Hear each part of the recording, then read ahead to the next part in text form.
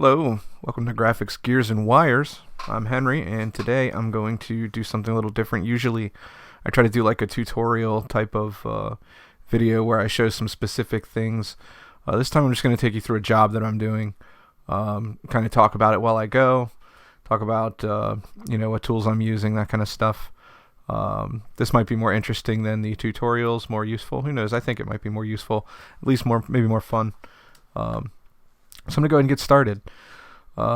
First, let me just change pages here. I've got CorelDraw 2019 up. And I work in CorelDraw and Illustrator, Photoshop pretty much interchangeably. I'm going to try to do a recording of these every week when I do a post graphic for the podcast, which I'll talk about in a second here. But sometimes I'll work in Illustrator to put these together, sometimes in Corel. It really depends on my mood. So I'm going to start with Corel. We'll see what there happens to be more demand for. But starting with Corel, let's get right into it. What we're doing is every week I put together a graphic for Priority One podcast. It's a Star Trek podcast, mostly about the game Star Trek Online. And I've been doing it for about 5 years, working with these guys. Fantastic group. So I put together once a week a series of graphics that we use to advertise the podcast when it comes out. So these graphics, let me show you some from last week here. Okay, so this is last week's batch of graphics. These are all clipped from the TV show or the game, screenshots, that kind of stuff. I'm going to try to arrange this so that it fills the space better for the camera. Hold on for a second. Here we are. Let me get myself out of the way. There we go. So we put together a version for YouTube, which is 16:9. It's what YouTube wants to use for their thumbnails. We put together a version here, which is a special size for our website. It is 1600 by 800, so this is a little different. And then we put together a community question, which often has a different graphic, and then a square one that we use to promote things on Facebook. And every week they're just a little different. We use the same kind of template, and I just update the content of it for whatever is topical this week, or whatever happened in game or on the show or something like that. The producer Elijah gives me a heads up of what they're talking about, so I can prep these things ahead of time. But you see, we kind of go week to week with very similar template. I change some colors. When you're doing things like this, where you're doing series of work week after week, it's nice to set up a template so that every time you come at it, you have the same kind of starting point, and things will match, and you'll keep with a theme throughout the whole series. Now here, this is a Star Trek thing. If you're not familiar with Star Trek, they have a system called LCARS. It's their computer interface system. So we have some graphics reminiscent of LCARS over here. So that carries through over here on some of the like the community question graphics. We don't do that much stuff on YouTube. We try to keep that very subtle because we want to get the thumbnail to really be what grabs you in YouTube. And the website, we keep quite a bit of LCARS. So the logo here that they're using, I want to show that off. This is actually the Star Trek Delta Shield, slightly modified with the official Roddenberry logo. The podcast, let me get myself out of the way. The podcast is actually an official Roddenberry podcast. So it's cool. We have some a little bit of Star Trek credibility there. So let's get into actually making the graphics.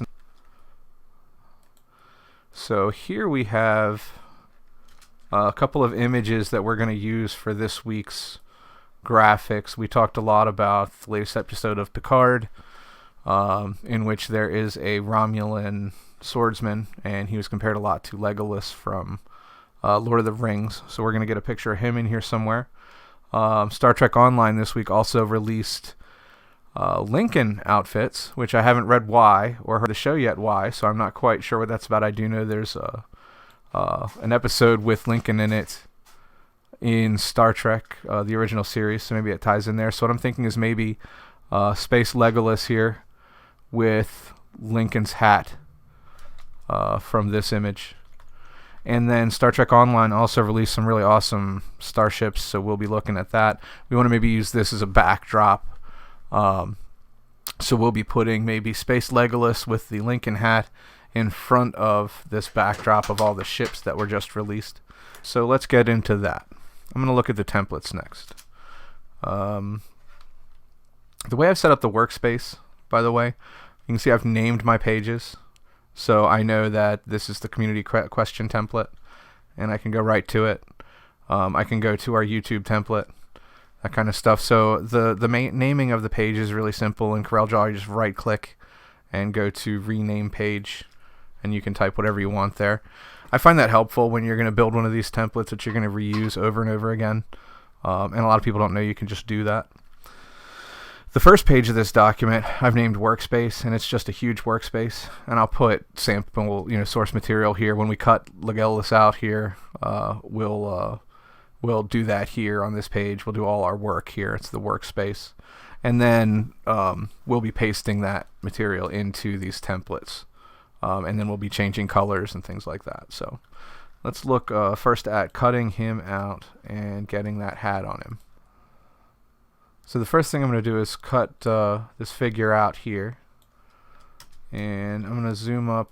I'm going to just cut him out and then Powerclip.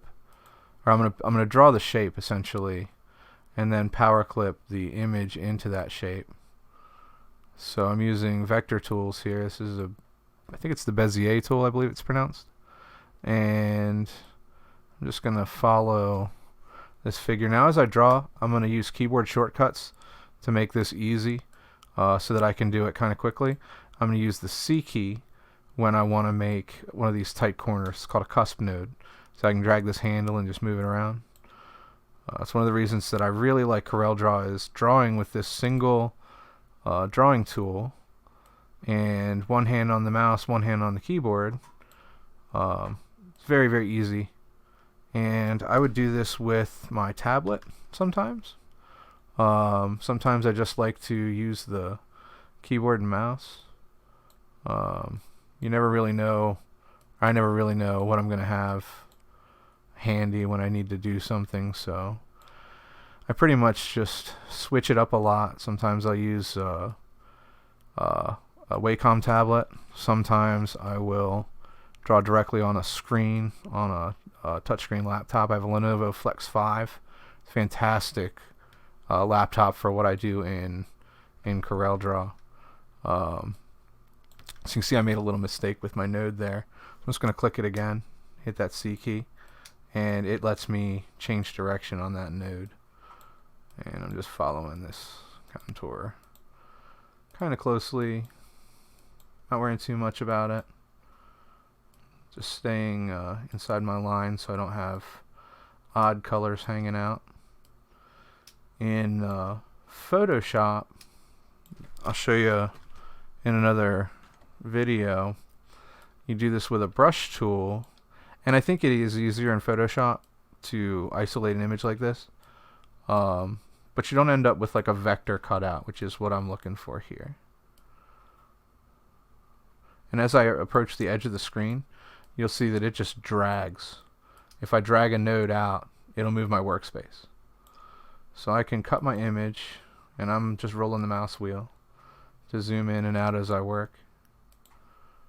And I'm going to click up here, just grab this part, over here and grab all of this.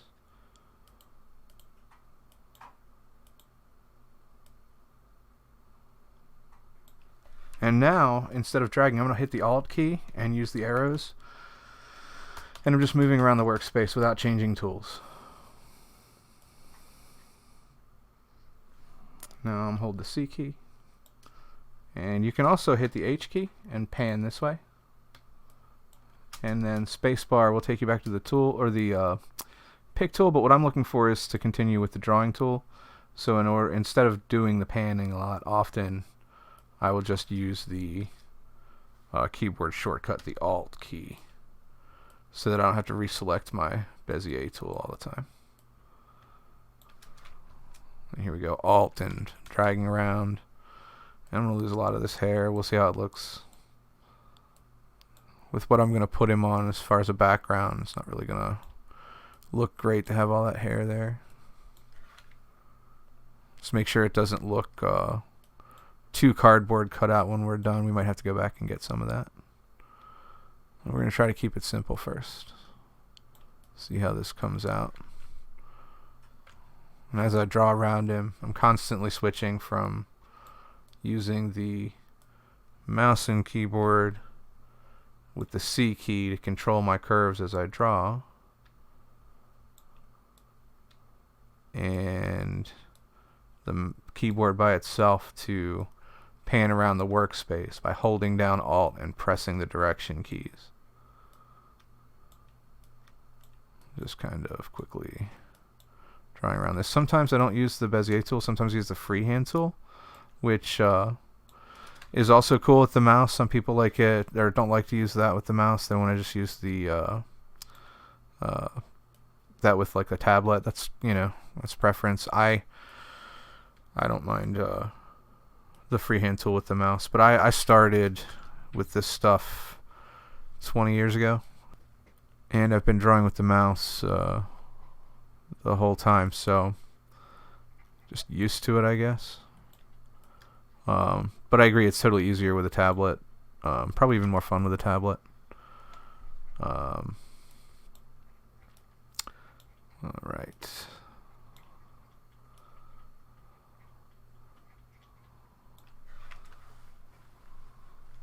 This line, this is a long straight line, so it's probably going to need a little bit of correction when I'm done, because there's a curve at the beginning of it there.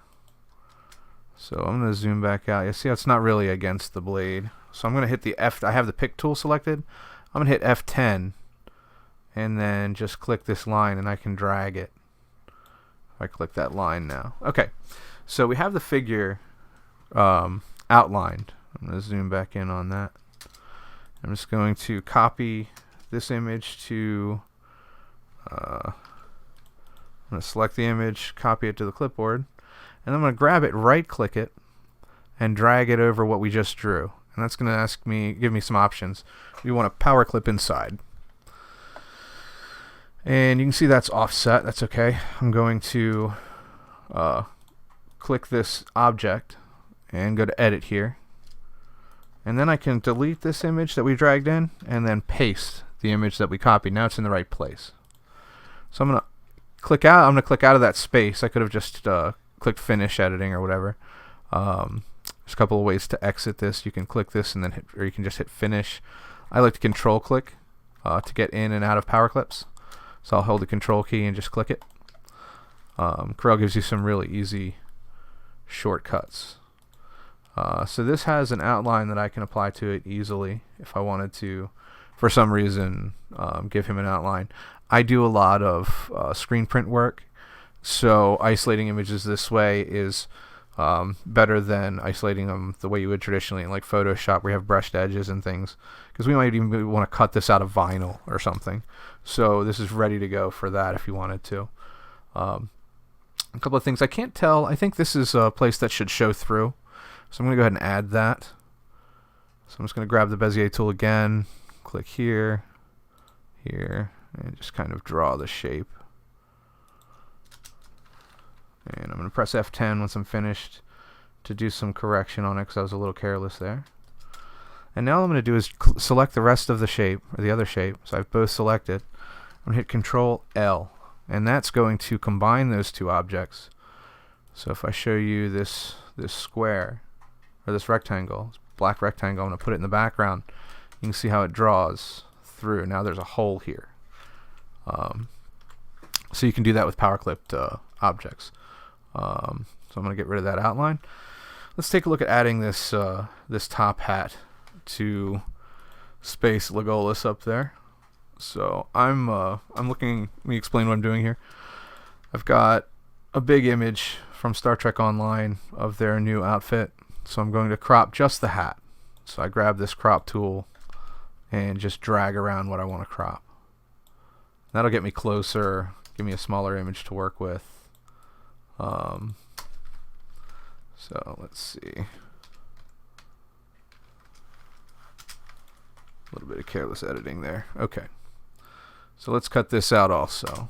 I'm going to grab this tool again. Just grab where I want to place a node. Hit C where I want an angle. You know, like a sharp corner. And then I grab the middle of these bulging rounded areas and pull it.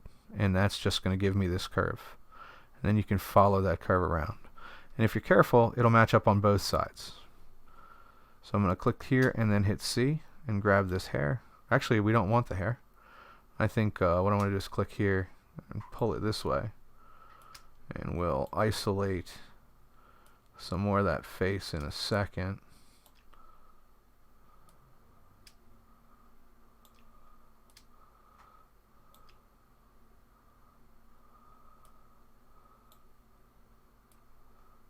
Kind of following the contour of this hat.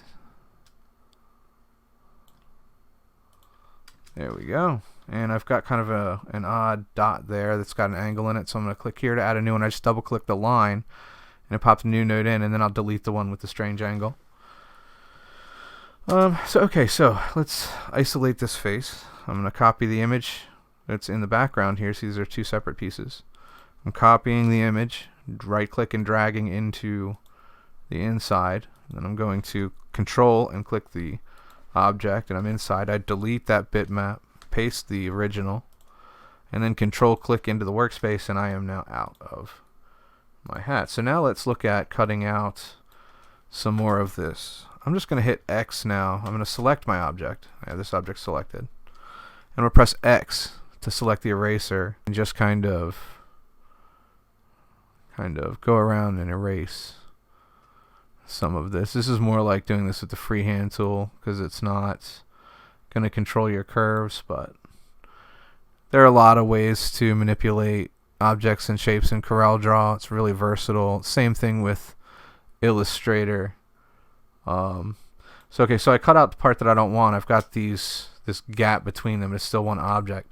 So just as I was hit Control L to combine the objects and get the whole above, I'm going to hit Control K, and it's going to break these two apart.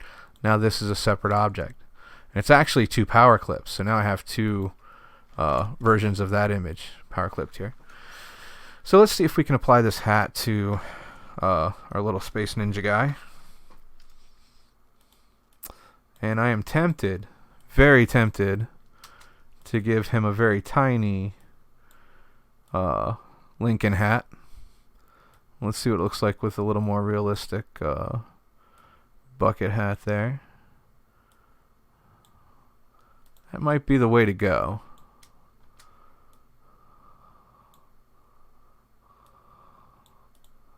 And I think it needs to be just a bit bigger.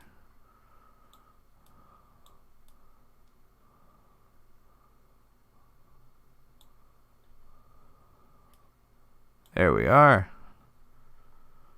And then I'm going to hit this eraser tool again. Just kind of bring this around.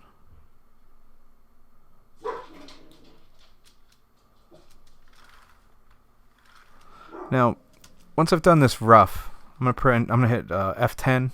It's gonna bring up my node editing tool.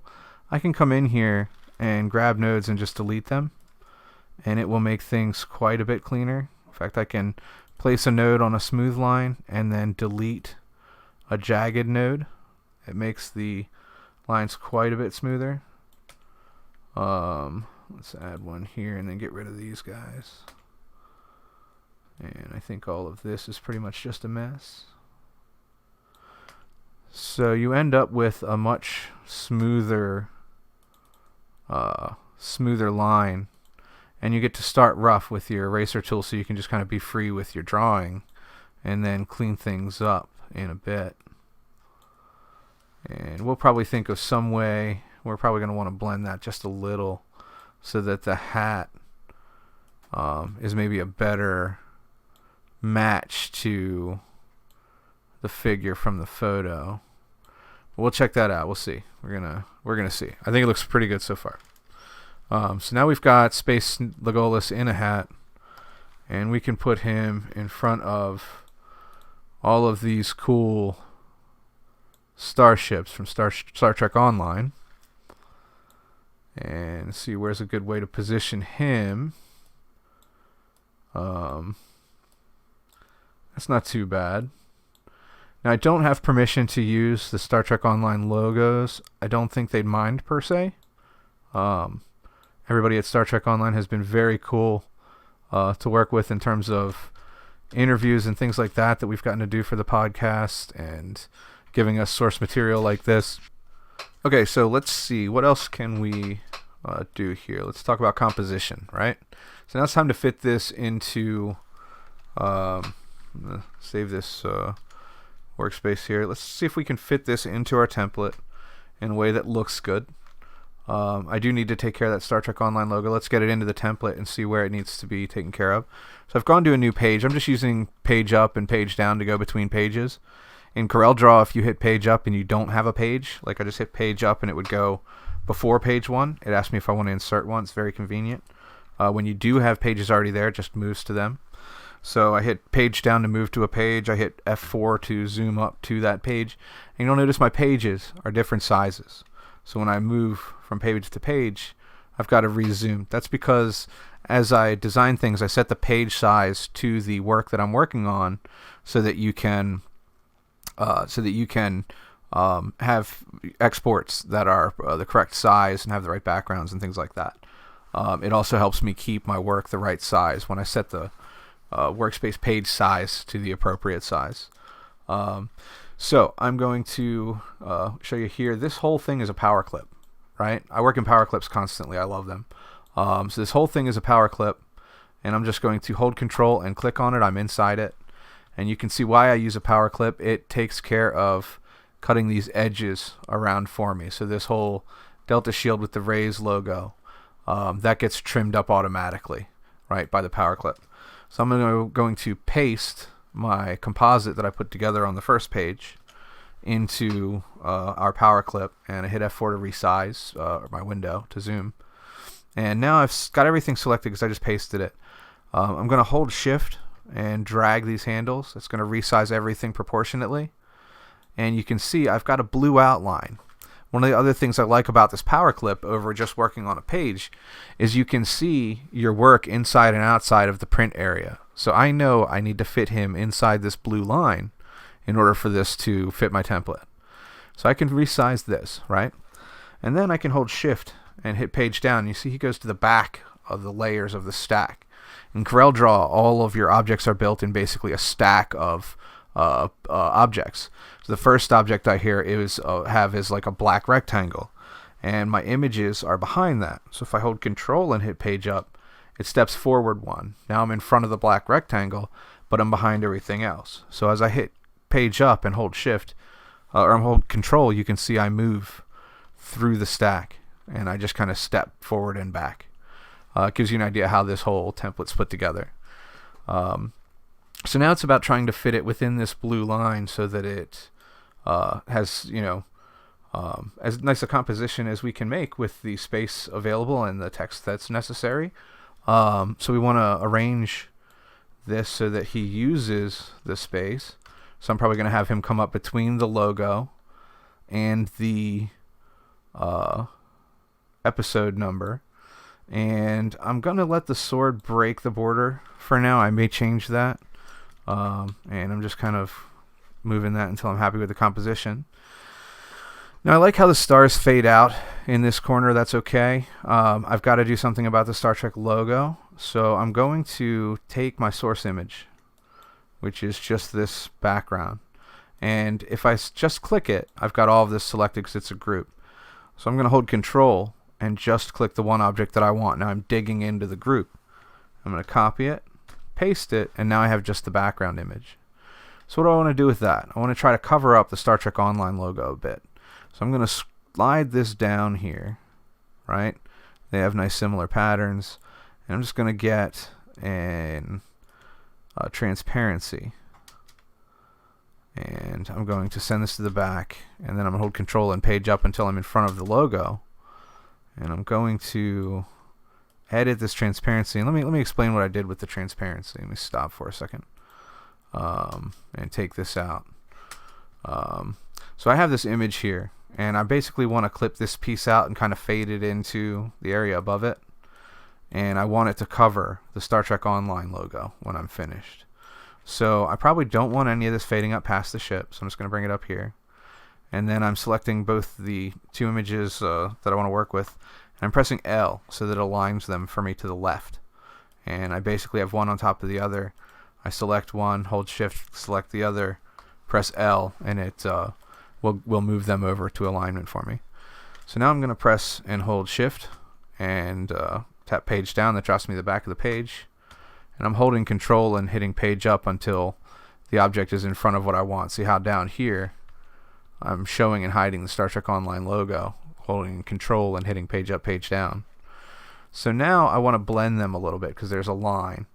So I'm going to grab the transparency tool, and I'm just going to drag a line up here. If I hold Control, it's going to constrain that line to being to increments of, I think, 15 degrees.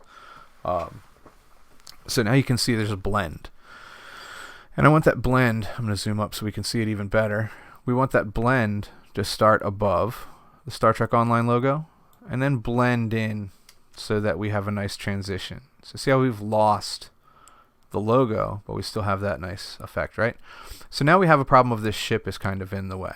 So what I'm going to do is I can't apply a second, well, there are ways I could do it. I'm going to do this, I'm going to convert this to a bitmap, and oops, I'm going to bitmaps, convert to bitmap, and you don't see my dialog box. I see that now in the video, so you're not aware of the settings that I'm setting here, but I basically am converting the top image, or I'm sorry, the image, the mask that I made. I'm going to convert that to a bitmap. I'm setting transparent background. I've done that twice. You saw it come up white. I forgot to hit transparency. So what I've done is just made this its own image. So now I'm going to bring it to the foreground. You can see that transparency. There's no transparency applied, but it retained the transparency that I set from the tool. So now I'm able to take this transparency tool and drag it again and get rid of the rest of the image that I don't need, right? So I can now drop this, move this around so that it's just behind the Star Trek Online logo. I can even angle this if I wanted to give myself a bit of a smoother transition or something, as long as I don't start showing that ship down there, which starts to show up here when I let too much of it blend in. So with CorelDraw, there's a lot of things you can do with masking to kind of blend images together into composites that do what you want, right? It's one of the things I really like about CorelDraw is it's kind of like, I think of it as construction paper on a table. The way you work with vector graphics is a lot of fun that way. You don't get lost in like a single brush stroke or pixels. It's more like cutting things out and pasting them together. There are a lot of Adobe products for that too. Illustrator's fantastic for that. Even Photoshop has vector tools that allow you the same thing. Like I said, it's not a sales pitch for CorelDraw by a stretch. I would do this as easily in Illustrator if if that's what we chose to do or whatever. One tool is as good as the other. It's all about how you learn to use your tools. So here we are. I'm going to do one last thing before I start finishing this up. I'm going to open up the color styles flyout, and I'm going to adjust these colors because the green doesn't work here. This isn't what we want. So I'm going to take these three objects. I'm holding Shift and selecting three objects, right? These three objects are my frame, right? And I'm also going to clear my color styles real quick because I had some stuff in there. Okay, so I select the objects that I want to use or that I want to manipulate the colors for, and I have them grouped to make it easy. I'm just going to drag them into this space. And what that does is creates a palette that I can edit by selecting the colors here. And then I can change this any way I want. So let's take a look at the base colors here. We kind of want something that goes with the image. So I like to sample the image to get a source color to start with. And I'll just grab a couple of colors that work there. Hang on for a second. Let's grab something else, something more vibrant. There we are. Let's grab one of these nice vibrant colors. Maybe too much, maybe a little more yellow. Something like that. And then this guy should be a little more subtle. Alright, not bad. Alright. So, my cat's walking through the frame here. She's going to hang out with me. You might see her pop into frame from time to time here. Okay, so let's take a look at the final product here without my video in the way. There we are. So now we've got to take and apply this to the rest of our templates. So I'm basically going to go back into here. I'm going to set the episode number, which, if you'll excuse me, I'm going to look up real quick.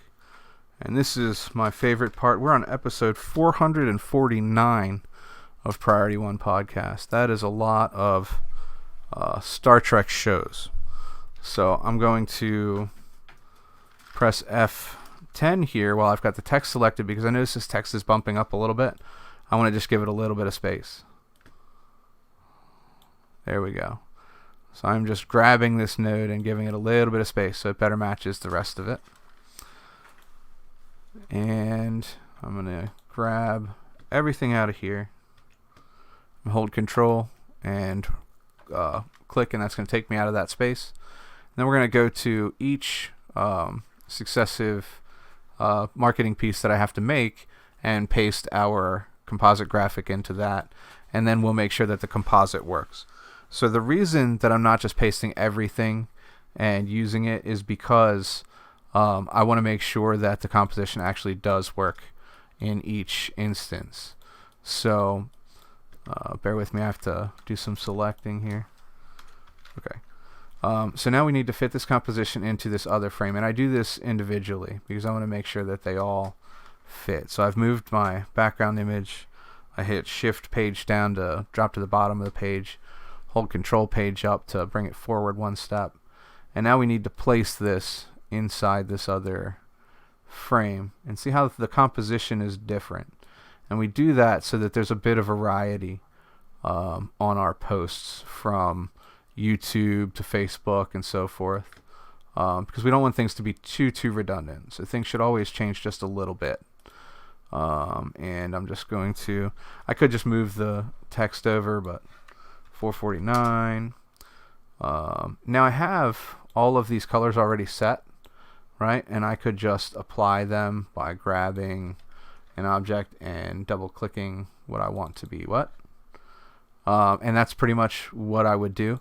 I'm going to show you another trick. You can grab an object, right click and drag it over another object, and then say copy fill here, and it will color your object for you. That's another way that I'll go through and quickly drop color into a space. I'm going to hold Control and click the space, and you see our YouTube image is now all finished. Let's go to the next one. And I don't like the blend across his face, so let's go in here and fix this real quick. I've left clicked and held Control to get into this object, and I'm going to edit the transparency. So I have the Delta Shield and Raise logo, and I'm going to click Transparency tool. And what I want to do is add some just total transparency right here over his face. So let's do that. So now the character's face comes through. I don't like to obstruct his, the actor like that. So let's make sure that that's the case here. I think I should fix that here also. So I'm going to once again drop in there, grab my transparency tool, and just add 100% transparent object over his face, or a block over his face. Not sure what those control points are actually called. So let's look at the next piece we need to make, and this one has less going on, so I'm going to grab this instead of the first image with too much LCARs on it, and go to the square one, and we're going to paste this in here. I'll just get these out of the way because I'll need them for coloring. And this is control page down, page up, to get us where we want to be for this piece. And actually, there we are. There we are. So let's take a look at this one. Let's get rid of some more stuff that's in the way. I basically pasted my work here, and it's all in a big pile. There we go. So I'm going to select these and just drop my colors in, or grab them from over here. It's all the same thing. And I think that's correct, isn't it? No, I think I need orange. These should be more orange, I think. Alright. So let's talk about this composition. I want to get some more of him.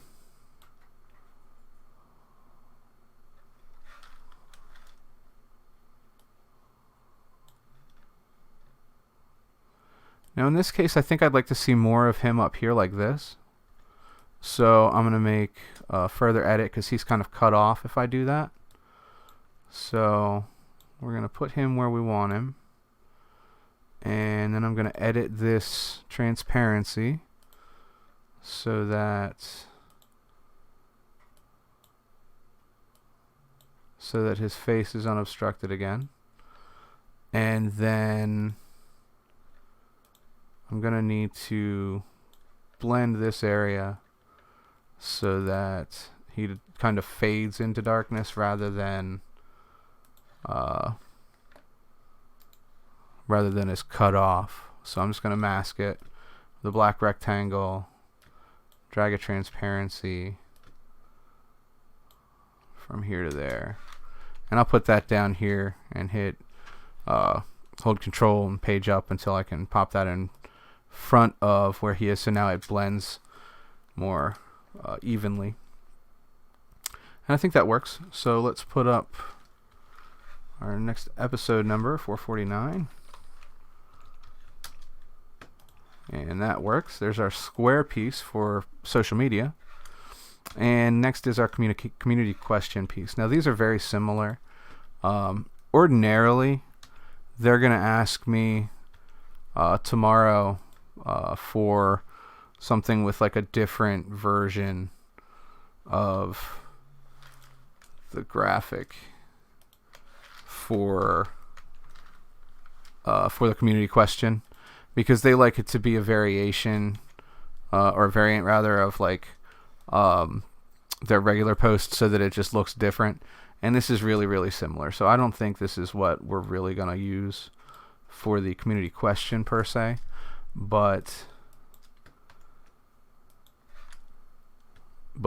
it'll give them something if we need to use it.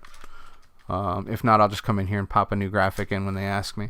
But I want to be prepared, so I'm going to make this graphic anyway. And I think this is working, but I feel like he is not quite in the best position. Maybe he needs to be higher. And maybe this, it's fine. All right. I think maybe on this one, this needs to be just a little more this way. And I want to add a little bit of space for this 4. Just a couple little finishing touches. This particular font is just like that. So let me make sure that my kerning is good here, and it's not. These are all slightly different sizes from page to page, so I'm not just going to copy paste. I'm just going to grab it and kern it. It's all, one's as easy as the other. Fix it one way, or just paste the original or the fixed one in place as the last one.